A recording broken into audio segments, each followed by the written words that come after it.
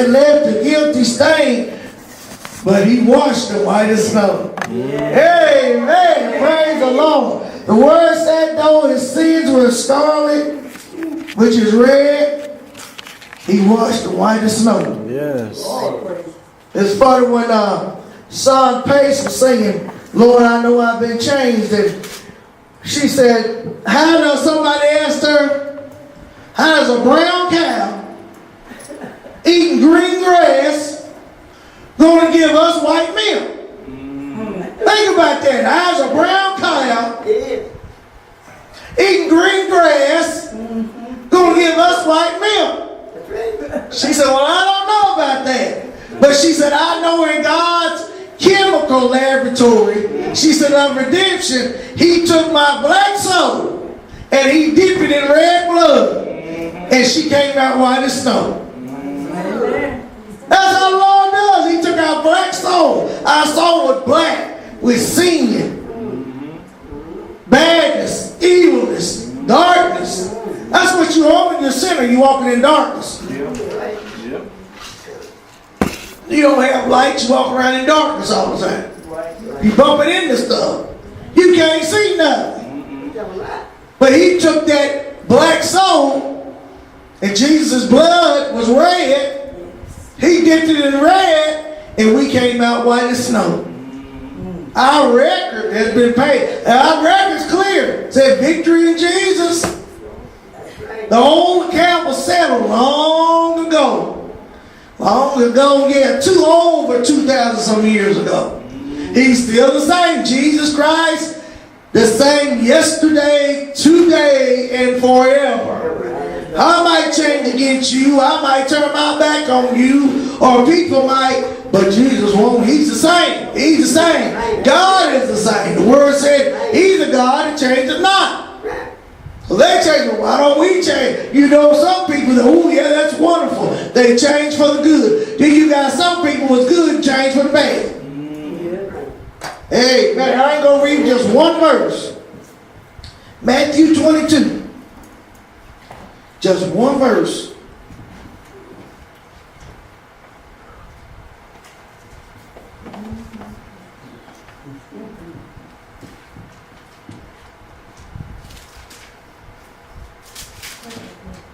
And boy, ain't it fitting for this day and time. Matthew 22 and verse 14. I'm going to whoop Lisa. She don't start looking at that bookmarker that I get her. I gave her a bookmarker with the books of the Bible on it that she still can't find her. If Ted don't start bringing his Bible, I'm going to pop him upside the head. You got a Bible, don't you? You'll break your hand. You got a Bible? Yeah, there's one at home, I think. Yeah, see? We got one of those Christmas things. We'll get you one. Yeah. Now, how about that? Matthew 22:14. Stand for the reading of the word, please. One verse. That's all I'm reading. Tell them your leg broke. Tell them. Look, we waiting on.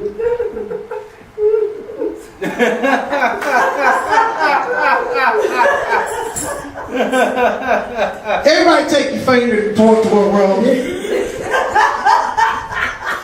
I'll point balls. Point toward wrong. That's how you do with bad kids. For many are called, but few are chosen. For many are called, but few are chosen. That's it. Go ahead, Berto. We thank you for a wonderful night here, serving, honoring, glorifying you. And Lord, let this message be a help to somebody that's listening and somebody that's out here right now, God. We give you all the glory and praise. In the mighty name of Jesus, let us be hearers and doers of the word. In Jesus' name, amen. Amen. May be seated. Fill her up tonight. I need to hold my friend and say, you know what? She said they just need to get a water hose. And she said just attach it to you and let that hose go in your mouth all the time. So I have the water, I gotta have it. Many are called, but few are chosen. If I put a title on this tonight, I will say it's good to be called, but it's better to be chosen. It's good to be called, but it's better to be chosen.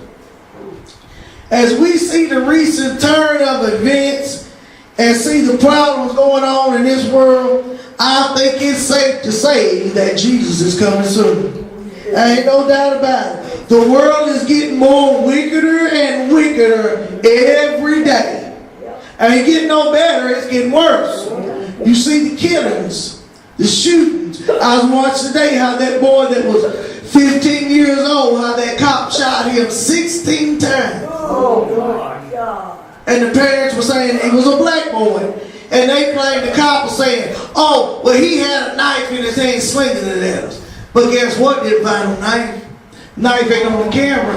It's enough if you shoot him once. Why you got to shoot him 15 more times? And he's on trial right now. They were begging not to have a protest or nothing like that. But it seemed like nobody's life is important anymore. The police is supposed to protect you, not kill you. Last time I checked. Yes, the Lord, it says love of many has waxed cold. That's what God said. I believe that, like we were talking a while ago. There's no love.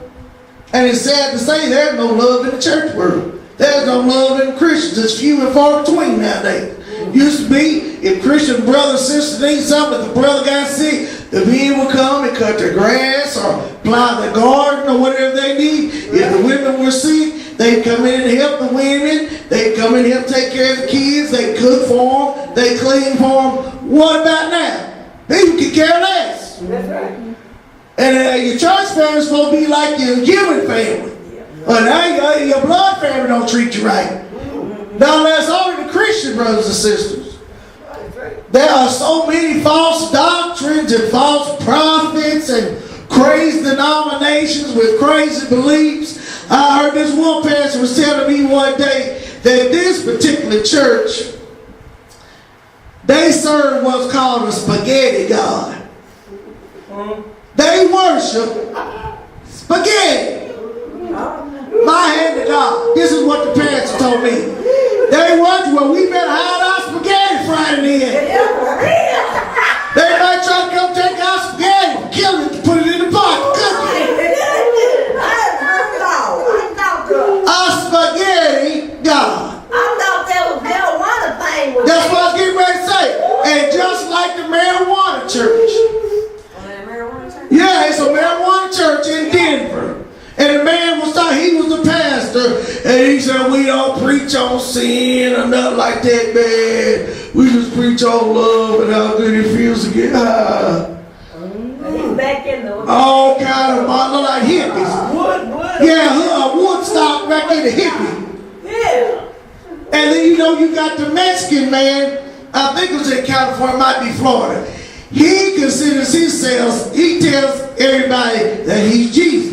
He's the Messiah. Oh, he's gonna be in big trouble. But the thing about it is, he's got like 100 to 200 followers that believes this junk.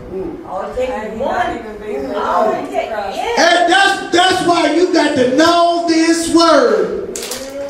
You better get in this word and you better learn it for yourself. So you won't follow the wrong kind of person.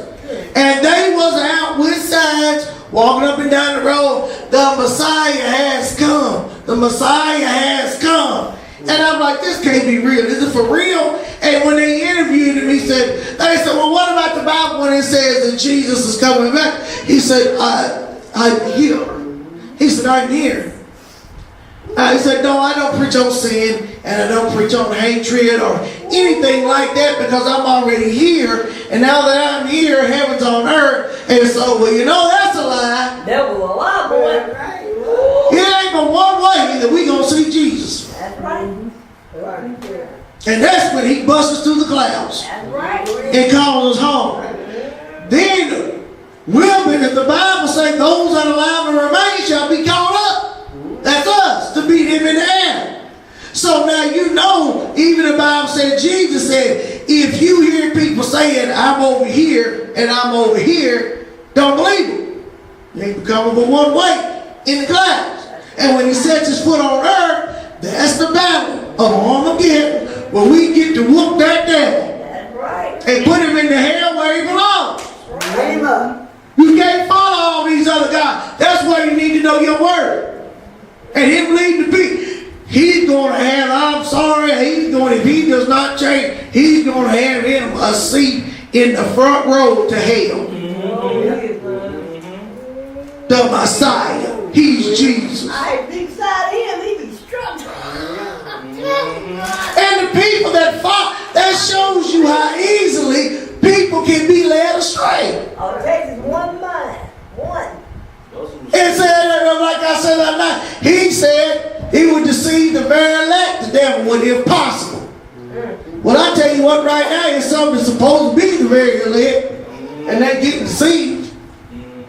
They let in everything in the pulpit, in everything on here, in everything on that, like I say. Yeah, I can have musicians, but they ain't living right. So they ain't living right, they not getting on it. If they ain't living right, they not standing behind him. First of all, you ought to have fear enough of God that if you ain't living right, you shouldn't even step up here. But since you're going to be stupid and not have the fear of God, then I wouldn't want to be standing up here beside of you. I am very particular. The Bible said it is a fearful thing to fall into the hands of a living God. There's no fear of God no more. They come in the house of God, doing anything, saying anything, and I'm not just talking about the sinners. You can expect sinners and backsliders to do this stuff. I'm talking about us, the church, the Christians, coming in here, smoking room over here, marijuana room back there. And I say, you know, he had about 1,000 members. They probably lined up out the door, marijuana, just like I told you. Is a preacher right here in Kentucky, down there at Moorhead, Olive Hill, 2 years ago, maybe 3 now, because it happened when I was ready to have my back surgery. Pentecostal preacher, holiness preacher, strict holiness. That's what he was doing. Him, and he was having his people to bring their pain prescriptions to the church. And he was selling pain pills out of the house of God.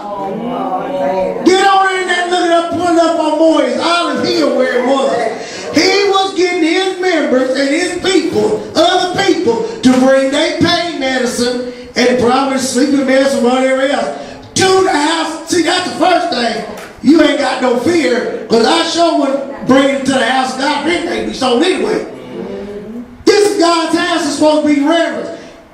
And then he was selling the pills out of the church. When they found out about it, they said he had almost $75,000 worth of stuff in the church. Holy crap. How did he get away with it? Good grief. He's in jail today. But that show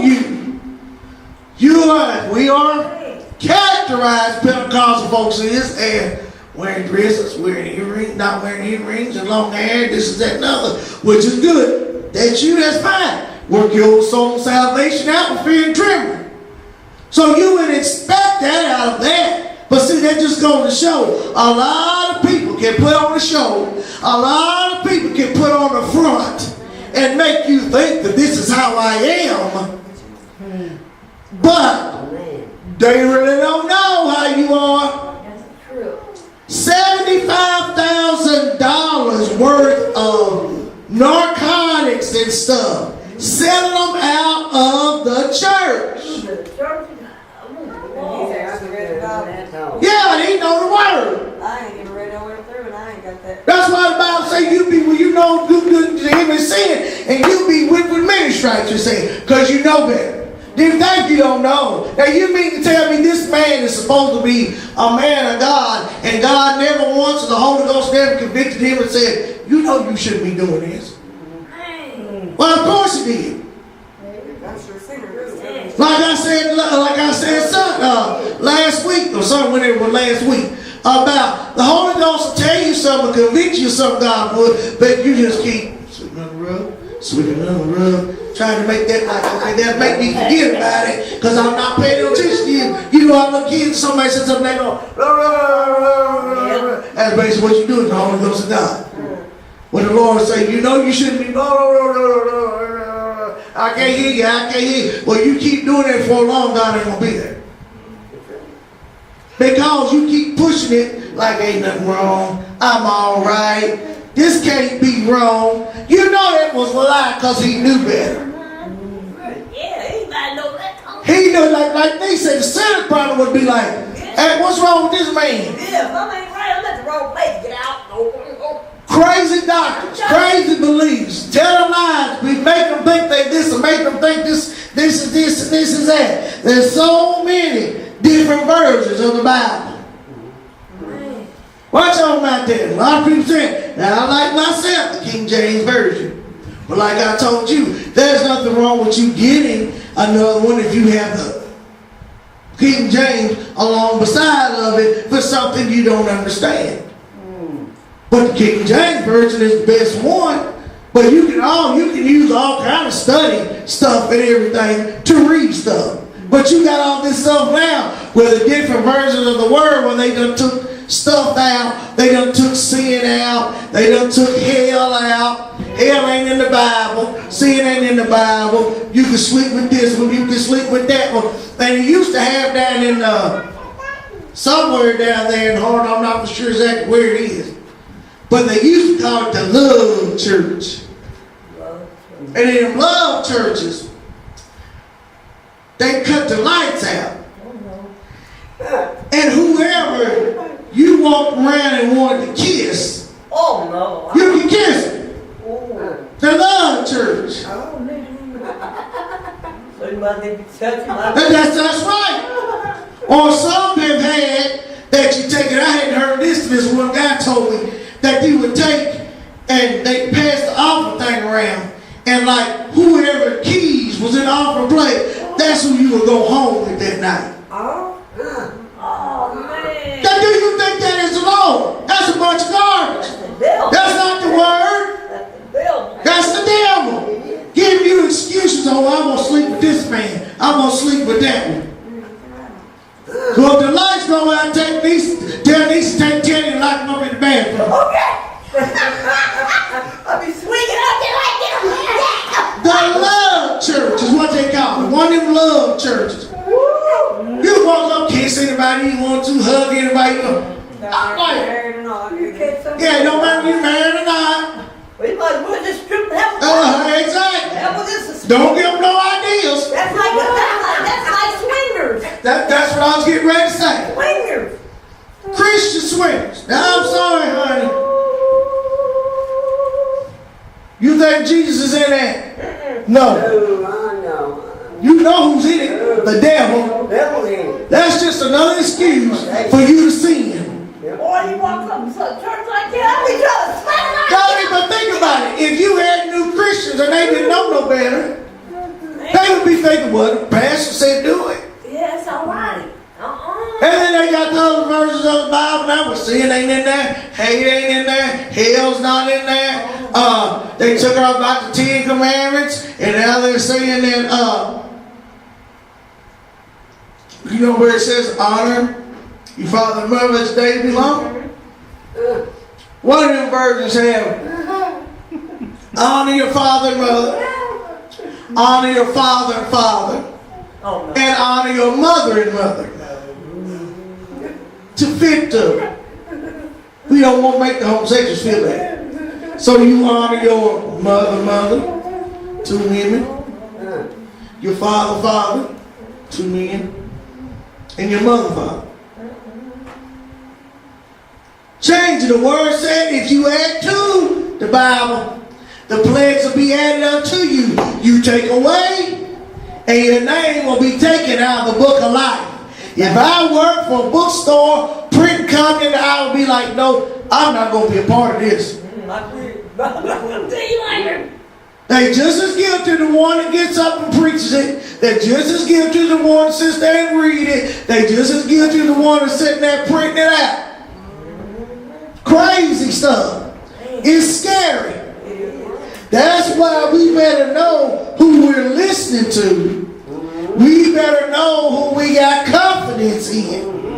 We better know who we believe in, because there are so many fake people out there.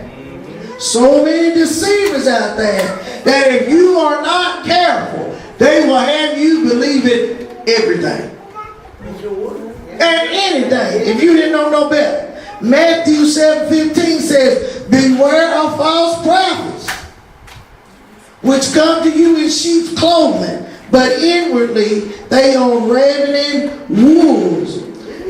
You got so many people that act so kind and say so wonderful to you in church or in person, and you turn around and that person is the biggest troublemaker ever was. Right? The Lord said what? He knows the very intent of our heart. Out of abundance of the heart, the mouth speaks. You don't know something about somebody, or somebody say they don't like you, give it a minute, because if that hatred and stuff is in your heart, it's going to come out. The truth going to come out. As Moses said, be sure your sins will find you out. You can counterfeit, you can parade, and you can act like you're this and you're that, but eventually the Lord is going to bring the truth out. You just sit back, He's going to bring it out. And what do wolves do? We've all seen these nature pictures and all this kind of stuff. What do wolves do when they see the sheep? Just like they do on there when they got lions and those gazelles and stuff. They don't jump all at once. What do? They sit back in the grass or the tree. Stop them. And they're watching them. Now let me watch and see how they do. They don't jump on them right at first. Now at this point, the animal don't know what's going on. But they go a little further. Here he comes, a little bit closer. Now they start to see, okay, something ain't going right. We hear something, but we don't see nothing. And before you know it, whoop. They pounce on them. And they kill them. That's exactly what happened with false prophets. They don't care. They in it for the money. Some of us in it for a name. Some of us in it for fortune and fame. They're not worried about the soul. It's like them colts. Because if they was worried about your soul, they would do any length what they could to get you saved and to keep you saved. They're not worried about that. That's the way the devil does to us. The devil don't try to drag us out all at one time. Little by little. He attacks little by little. He starts throwing blows little by little. To do what? To start wearing you down. So in hopes that I wore you down so much, and I've carried you down so much, and made you so tired and so weary of fighting and fussing with me, that you just give up. Give in to me. John 10:10 says, the thief cometh not, but to steal, to kill, and to destroy. I said, to steal, to kill, and to destroy. Now I want y'all to say it. What did the devil do? To do what? To steal, to kill, and to destroy. Hey, it ain't gonna bother me. I'm gonna put this needle in my arm one more time. Steal, kill, destroy. Yeah, it ain't gonna hurt me to go out here and just get rid of a few of them real quick, so that I ain't gonna get in trouble and selling this cocaine and all that. Steal, kill, and destroy. It ain't gonna hurt me to go out here and drink me one more drink. Just drink a whole bottle, and I'm not gonna do it no more. Steal, kill, destroy. Hey, it ain't gonna bother me to go out here and sleep with this man or sleep with this woman. It ain't gonna affect my marriage. Steal, kill, and destroy. Oh no, it ain't gonna. I know you can come out now. You know, I never had it like I want women or the men. They want the men. It ain't gonna bother nobody. Kill, steal, and destroy. Alright, you know, I just got this lust spirit and I don't act on it. Wait a minute. I see that good little woman there. I'm just gonna take it. I'm just gonna rape her. Steal, kill, and destroy. Well, you know, this ain't satisfied me lusting with this one, and this ain't satisfied with me raping this one. I believe I start fooling with some children. Steal, kill, and destroy. That's what he wants. You start off with a little bit of something, before you know it, you're not satisfied with that no more. That's not satisfying you. Or you're going to do more and more, because that's not having an effect on you. That's not getting you high enough. That's not getting you drunk enough. That's not, you're not satisfied with a wife. You ain't satisfied with a girlfriend. You ain't satisfied. Don't you think these sickos are? They just didn't up and say, hey, I'm going to go molest a kid. 9 times out of 10, it didn't start that way. It started with a little thing of lust, and the devil just increases. That's what we say about people with demons in them. You got one big one that come in, and then when you get them in there, here comes other. If the devil starts with you with depression, and you lean in on that, before you know it, they call it the manic depression. Then you're going to start hearing voices. Then that devil's going to tell you, why don't you start trying to kill yourself? Then you're going to try with suicide. Then you're going to try this, you're going to try that. It ain't just one little devil comes in. The big one comes, and here come all the others. You cannot like somebody, and the devil can put it in your mind. They hate you, they're talking about you, and before you know it, you will go from anger to bitterness to hatred, and you hate that person so much, you want to kill them. Then you'll pick up a gun, or a knife, or whatever you see fit, and kill them. Now they're in the grave, and you got life in prison. Steal, kill, and destroy. That's what he's good at. The devil don't care about you. He has one mission, like I said: steal, kill, and destroy. 1 Peter 5:8 tells us, be sober, be vigilant, because your adversary, the devil, as a roaring lion, walks about, seeking whom he may devour. That devil wants to wreck you. He wants to chew you up and spit you out. You represent God. He hates God. Well, of course, he's going to attack God's children. Anything you hate, people want to get back at you. You did this to me, I'm going to do this to you. You ever seen them mobsters and the mafia and all of them? You kill one of my men, we come from one of yours. Just like the blessed Hatfields and McCoys. All of that started over a pig. A family feud that lasted for years over a pig. Because Randall McCoy thought that one of the Hatfield men took his pig. And Hatfield, Devil Lance's brother, was the judge. So he got mad at the judge because I said his brother, because the judge said he could keep the pig. And it all started from there. Randall McCoy had 11 children. And just about all of them died but one. Was killed but one. Then he killed Hatfield's kids. And they sure just blew out of control when Randall McCoy's daughter was like it and was in love with Hatfield's son. Oh no. That wasn't happening. Oh, something stupid. 9 times out of 10, when people get mad at each other, when Christians get mad at each other, it's over something stupid. Well, you said that I can make the cake, but you got rolls to make it. You said that I could deliver it, but you got Tom to deliver it. And you fall out and not speak to over something stupid. Her life is too short. Go ask Michelle, who lost her daughter. Wish you could get her back. Or the little boy that shot and said, wish you could get it back. Life is too short. We don't know when we leaving here. We might not even make it out this door tonight. And you got something against over stupid stuff. I'm not going to part you apologize. I'm not saying sorry, you say sorry. Half of the time, the reason why churches break up is over something stupid that should have been handled when it started. You sit down. We're going to sit down and talk about this like adults and get this straight. Don't you know if you don't deal with something, it's like a cancer, so like a cancer, it'll grow and grow and grow and grow and spread.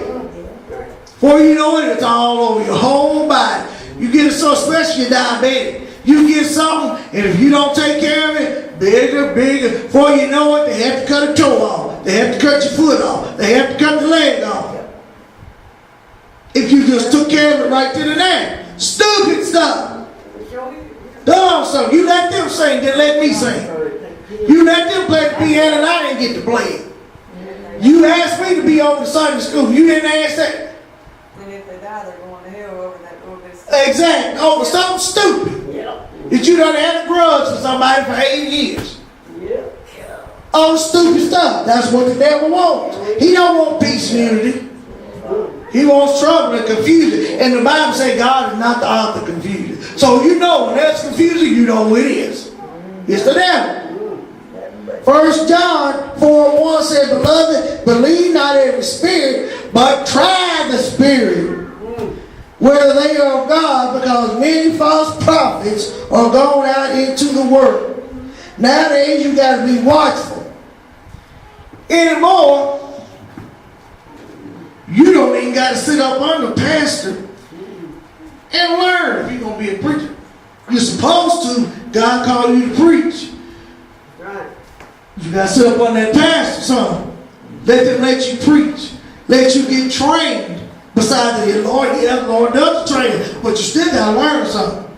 Nowadays, you ain't got to do that. Nowadays, you can go online and you can get a license to be a preacher.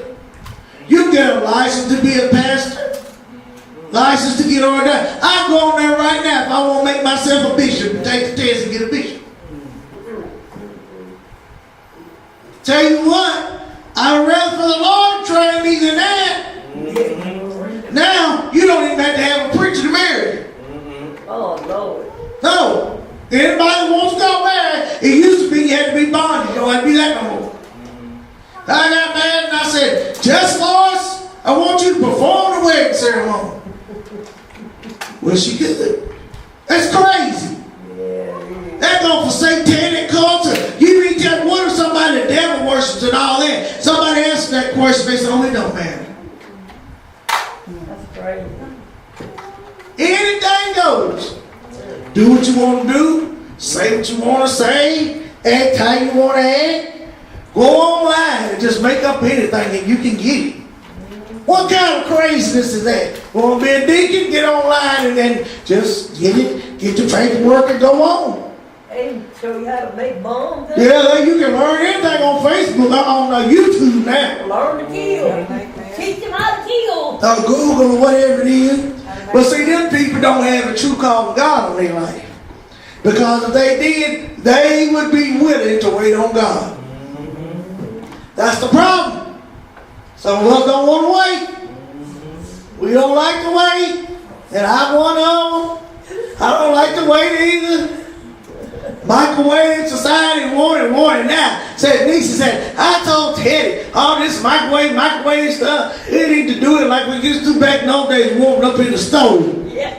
And I know Teddy probably looked there like, I don't want that to do it. Teddy said, I want my food now. Waiting on those stoves to warm up. You gotta learn. You gotta grow in this. You can't become a pro overnight. I know there's one dude right now. He got saved like today. Tomorrow he said he was called to preach. He didn't want to sit up on nobody. The next day and next week, he's opening up his own church to pastor. You ain't been preaching long enough, honey, to pastor. The Bible says you can't be a dog. That means a new person. You can't do that. You got to learn. That's just like we were talking about with niece and them kid had a scholarship, went over there to go to school, didn't stay 2 days and left, talking about what I thought I was going to be playing the first part on the team. Honey, you got to wait. Yeah. They got to learn how you play. Yeah. They got to train you. See, you got to prove yourself. Yeah. You got. I'm not gonna let you into this. I'm not gonna let you into my world. You got to prove yourself. I want to see how you gonna do. Yeah. You can't just say you my friend. If I don't trust you, no. That's how it is in the house of God. You have to learn. Y'all are new Christians. Well, not all of you, but you got to learn. You just can't jump up and say, hey, I'm going blah, blah, blah, blah, all the time. You have to learn. You don't go from first grade to senior in high school in a week. You're not there enough. You're not a pro overnight. And honey, it is a price to pay for the anointing. Let me tell you. I've been through a lot of trials. I've been through a lot of tribulations. And people say, well, I want to be anointed just like you do. Okay, then I want you to go with everything I done went through in this life then. Honey, it ain't free. Salvation's free, but the anointing ain't. Honey, you got to work for it. You got to pray and fast when you don't want to. I got to read the Bible when you want to do something else. Well, you need to study when I want to do something else. I want to do this. I want to do that. You got to put him first. You can't put him first. You can't be doing that. You can't teach Sunday school or nothing else. You can't put him first enough to come to church. How you going to be a preacher? You don't even halfway come to church. And like they said, they had this one preacher down there in Lexington when Jake McGlendon was pastor down there. Well, the only time he came is when it was his turn to teach Sunday school. Now, he didn't come no other time. But just his time to teach Sunday school. Well, wait a minute. How you going to be like that? You going to learn things? I'm just going to try to see what? They'd be like that. Well, I ain't going to work unless they got a car for me to fix. Well, guess what? Teddy ain't going to be working. I mean, no, Teddy, if he keep going, he keep going, he keep going. Hey, won't you work on this car for me today? You got to get in. You got to, even though you've been like, you still got to, as they say, work your way up. Your way up. And not only you got to go through trials and tribulations and tests and problems, and you're going to have to lose some stuff sometime. You got to lose some stuff sometime. As Brother Ferguson said when I heard him preach a message, you got to lose some things to gain some things. Maybe the friends didn't mean you no good when you was a Christian, so y'all had to quit hanging together. Maybe that family number wasn't up to no good, and I love you, but honey, you can't come around me with that. You can't come in here drinking. You can't come in here doing this. You can't come in here doing that. Why? Well, you changed what you got to say. Yeah, thank you for the compliment. You're right. Because honey, if it ain't changed, something's wrong. You got to not only you come through something, you got to go through. You got to conquer it. You can't keep going through the same thing and mess up every time. You hit a storm, what happens? It starts raining stuff, but eventually it's going to quit raining. Then you see a rainbow. Hey, I see a cloud. Silver lining. It ain't going to be like that all the time. Many are called, but few are chosen. It's good to be called, but it's better to be chosen. Know and pray about your calling yourself. Don't let people throw you in to something or a position. Lord, I have seen that I don't know how many times. Oh, niece, you'd make a good Sunday school teacher. You would. You'd make a wonderful Sunday school teacher. You would make a wonderful brother. How do you put niece in Sunday school she don't know about? How's she going to teach you something? I can't teach you that I don't know. How are you going to put her in there and teach Sunday school when she don't even know nothing about the Bible? How do you put somebody over the youth and you can't stand kids? How do you put somebody over jail ministry and every time you turn around, you in jail every week? Well, I don't know. You might know them better than anybody else. You can't help nobody with something you don't know yourself. You can't go by people saying you'd make a good this, you'd make a good that. I see some of them say, oh, like me.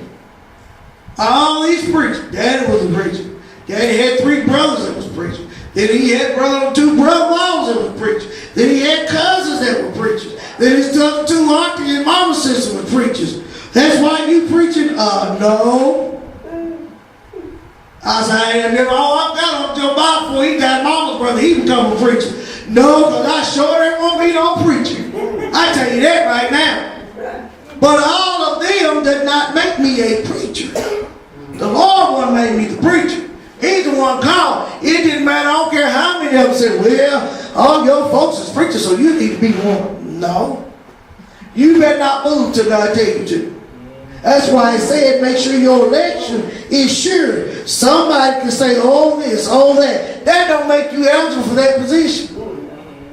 Oh, look at Teddy. He has such a stern look about him. He could be a preacher.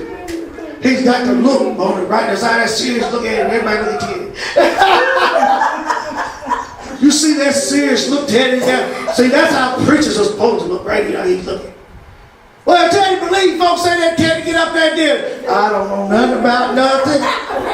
2 Peter 1:10, wherefore the rather, brother, give diligence to make your calling and election sure. For if you do these things, ye shall never fail. If you go by what people say, you'll be messed up. Well, why is that, Sister Princess? Well, I'm glad you asked me, because I'm going to tell you. People might say you're a good preacher, but just notice what I just said. People might say. People might say you're a good Sunday school teacher. People might say, well, you're a good singer. People might say you're a good piano player. People. Not God. Right. People think it, not God. People say it, but not God. People can call you, but not God. And honey, when everything goes south and everything goes bad and you fall, them same people that said you'd be good at it is the ones that talk about you. Yep. The very people that recommended and told you to do good or to do this, they'll be the same ones that'll walk off and leave. Yeah. The people that said you would make a good this and you would make a good that, they'll talk about you behind your back. I knew they weren't going to make it. That I knew Tom couldn't sing that song. That I knew he couldn't do it. I was just waiting on it. Why? Because people will mess you up. Now, yeah, if you feel like the Lord needs you to do something, you pray, you come to me, we'll talk, whatever. But don't let nobody recommend you to do nothing you ain't feeling comfortable with. Well, the pastor asked me, I don't care, he's not God. Right. You better edit that. You don't put it down. I was getting ready to say, you better edit that one out. They'll sure be ready to talk about me then. I said, if the preacher even says that, you better pray and ask God for yourself. Because the preacher can be wrong. Right. The pastor can be wrong. Related to contrary belief. They can be wrong. Even though they claim, well, I'm never wrong. Yeah, you are. You don't throw nobody in something they're not ready for. And you don't accept it just because the preacher asked you to accept it. I wouldn't want you to do that if I mentioned it. I wouldn't want you to do it. Don't let them put you into something you ain't comfortable doing. Well, he wanted one girl, they made her in Sunday school. And she said, Prince, I don't even know nothing about the Bible. I don't think I should know that. I said, well, then you don't think you should do it and you're not feeling right to do it, don't do it. Okay. Don't do it. I don't care if the preacher says it. I don't care if the whole church stands up and says it. That's right. You better go by what you feel and what God's telling you. Because people will walk off and leave you, honey, quicker than you can bat an eye. You be like, wait a minute. And then lie and say they never told you they said that. Yeah, right? A lot of other people that tell them, I never told them they could sing. I never told them they could preach. Some of them look in your face, look Right in the face and tell you a lie. You fail, they'll sure turn it back on you. They say, I couldn't do it. I know they was going to mess up. Do you know why? Why, Sister Princess? Well, I'm glad you asked me, because I'm going to tell you, because people called you instead of God. You trusted people instead of God. Sometimes you trusted family instead of God. You listen to men instead of listening to God. Men are called, few are chosen. But it's better to be chosen than called. It's good to be called, better to be chosen. Saul, King Saul, Samuel anointed himself. He was supposed to be king of Israel. He was doing good until he was afraid of what the people was going to say instead of what God said, and that made him lose to be king. And that's how King David got to be king. Because the word says Saul feared the people. You cannot be in a position to fear people. Is we all work at church? Yeah, we all recommend throw ideas out there. This is that and other. But ultimately, especially when it comes to this, and especially when it comes to this, that's my decision. Because it might be something that you say they're a good preacher, this they're a good person, blah, blah, blah, blah, blah. And I pray about it, God might show me something you ain't seen. God might show me something, or I know something you don't know.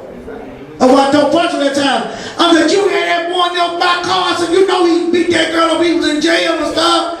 And he's like, oh, didn't know that. I said, exactly.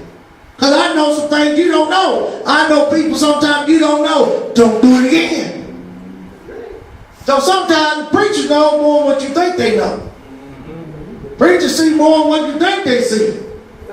You got people, I'm going to let them sing and do anything else for me when they can't even keep their mind on the Lord back there and just cutting up back there in the back seat. Oh, I watch a whole lot of stuff. I watch and see a lot of things that you don't know I see. That's anywhere. I could be preaching somewhere and say, and never said a word to nobody. Why? Because I'm keeping it in here and in here. And when he's ready for me to bring it out, I will. Sometimes, but then you got some pastors think they know it all. Nothing you tell them, especially if they real buddy-buddy with that person. Oh, I'm not hearing that. That's a lie. That ain't true. Blah, blah, blah, blah, blah. And then come too long after the, oh, I didn't know. Well, you knew because somebody tried to help you. I'm not one you can't tell them to, but you got some of them. I know what I'm doing. Well, we don't know what we're doing all the time, man. It's better to be called. Good to be called. Better be chosen. Don't get ready to close. But when there are beauty pageants and contests, what happened? You apply, like the American Idol and all that stuff. You apply and you send a video in and all of that. Well, okay, they look at the videos. And they call you for interview to see, okay, you're going to be a good contestant on this. Come on in, beauty pageant, this whoever they come on. Well, okay, they picked you out of all of these people. They called you for a job interview or something like that. They called you. Okay, now notice after the ones they called, then they got the other ones there. Okay, then we're going to pick this one from you, so we're going to add this many people. Because why? They call them. But when it comes down to who's going to win, they say, Just like Grammys and the Oscars and all that, they have people in there competing. But when they say, the winner is Kristen and these Simmons,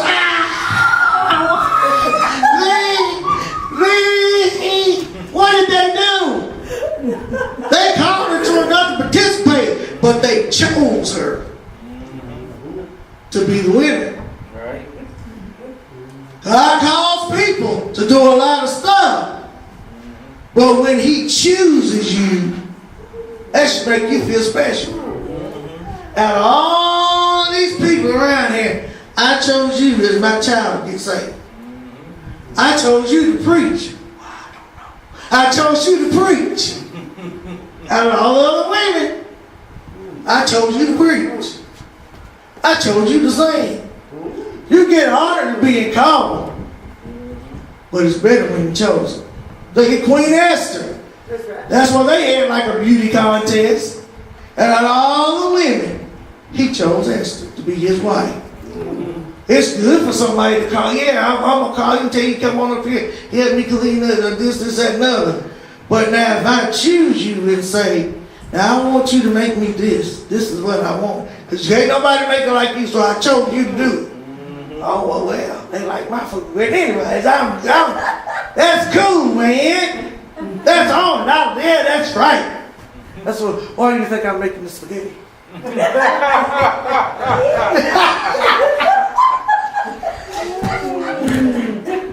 No, I'm just kidding now.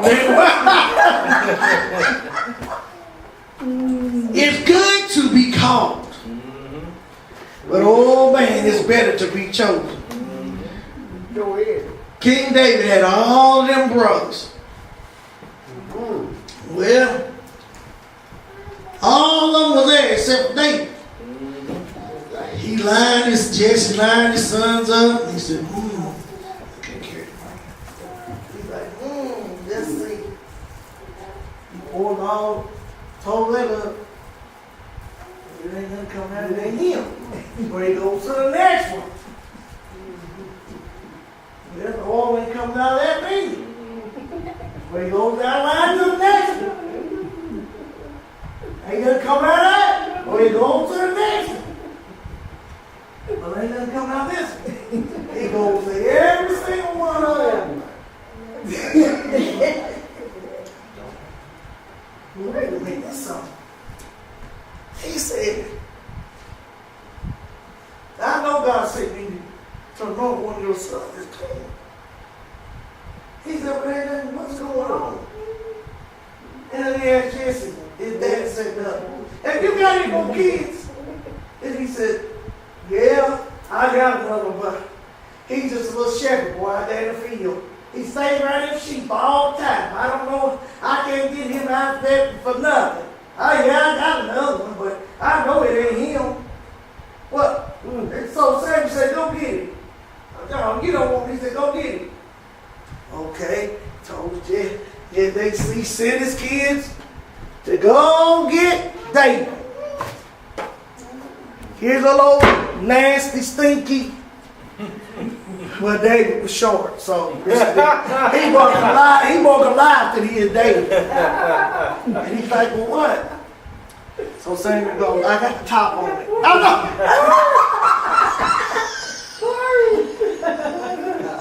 Because he my mama. So he said, okay. And when he turned it up, here came the oil. The one that you least expect that God can use is the one He uses. We are the one that try to judge people. You're a drug addict, He'll never pick you. You're an alcoholic, He don't want you. You're a gambler, He don't want you.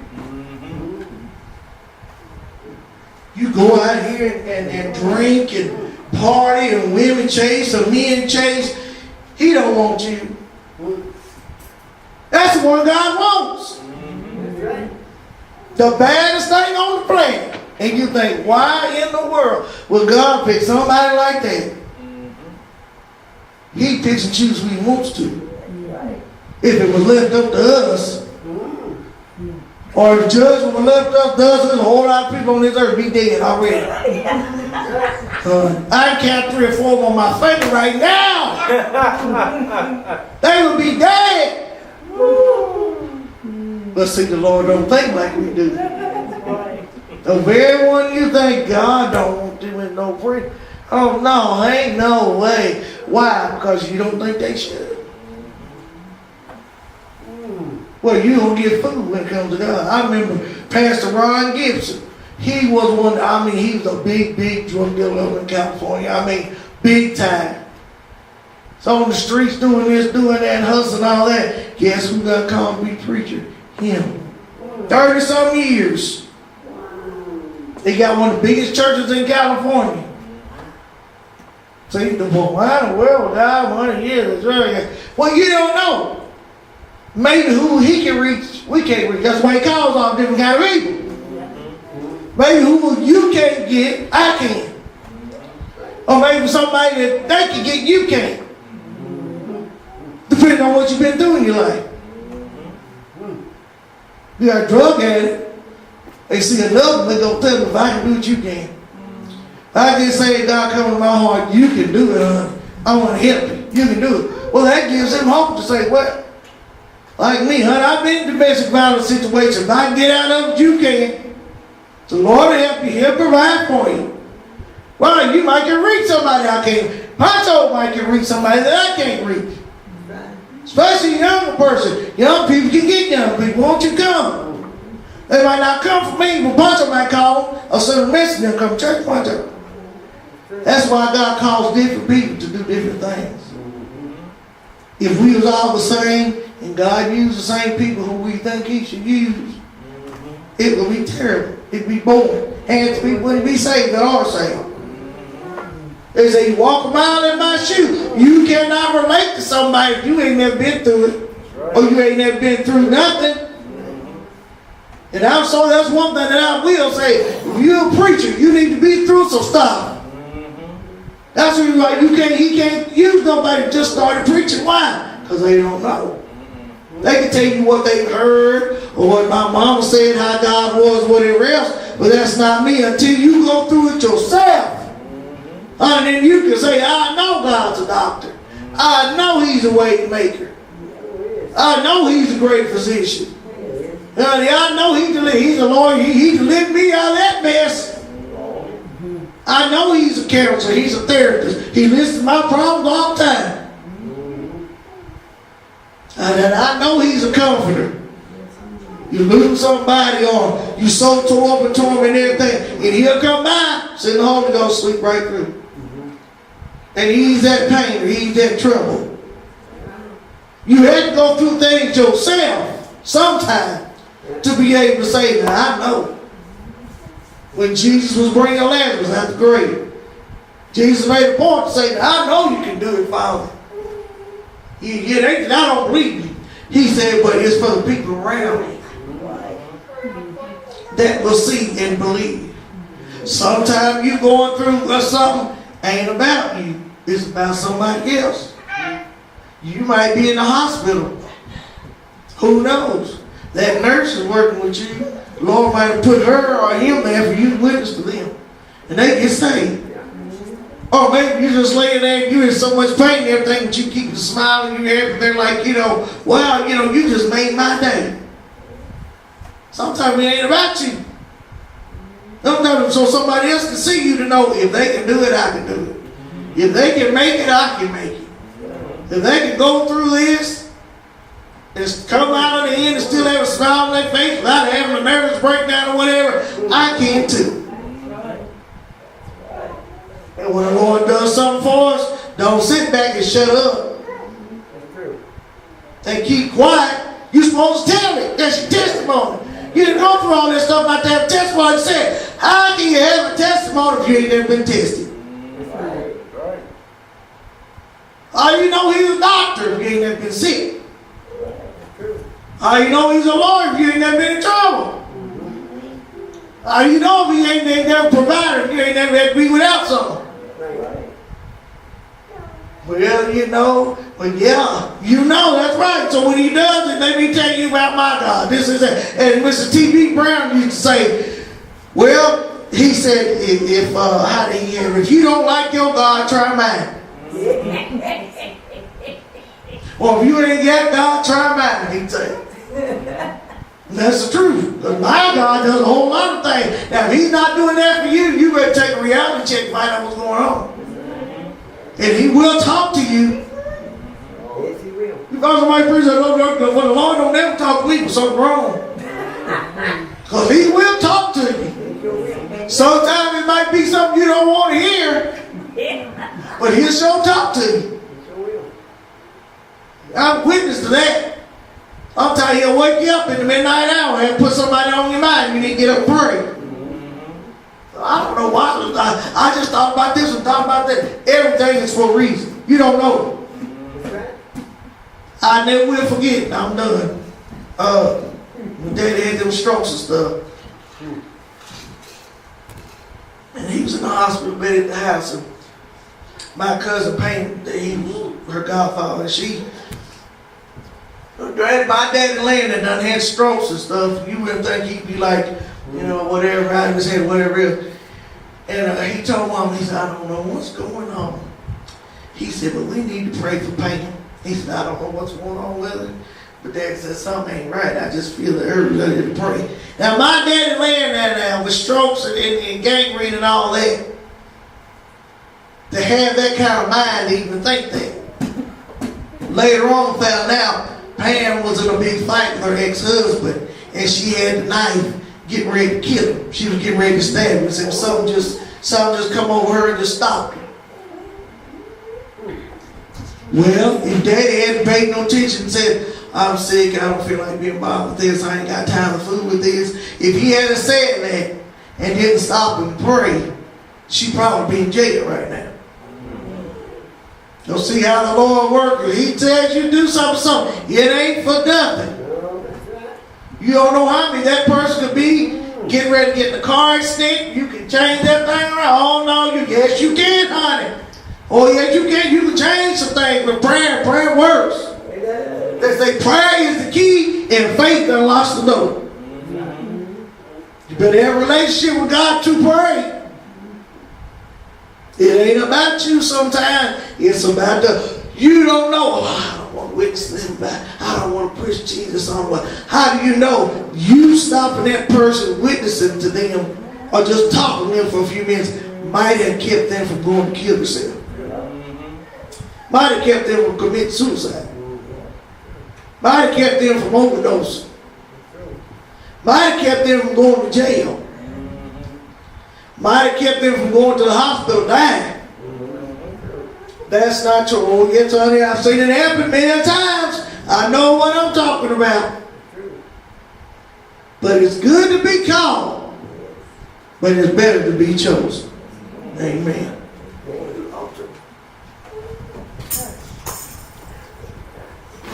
Sorry I kept y'all so long. You wasn't doing that no way. You wasn't doing that no way. It wasn't. Use the mic. The mic is your friend. Use it. You don't know like use the mic on his little voice. All the time he smiles when he laughs. So use the microphone. It is that time for the altar call. Everybody could just bow your heads and just close your eyes for just a minute. Yes, Lord. There comes a point in time where we just say, well, we had enough is enough. And there's a lot of times that God does call us, but yet we take and we question God. Well, am I really called? Am I really called? Am I really chosen to do this? It don't have to be just ministry. It can just be through singing, can be through witnessing to people, can be through testifying to people, or just calling and picking up the phone and asking them, hey, do you need a ride to the doctor or need a ride to the store? Well, for those of us that's here praying right now, if you're that person that's just questioning God and just saying, well, I am called to do something, but I just don't know what it is. I just don't know what I'm chosen to be. If that's you, we just encourage you just to raise your hands and just begin to open your mouth and just praise the Lord and thank Him for calling me and for choosing me to be a part of the ministry, be a part of singing, be a part of whatever God wants you to be a part of. And if that's you questioning God about your calling, about you being chosen, just begin to raise your hands. And Lord God, right now, we just want to say we thank you for everything that you do for all of us.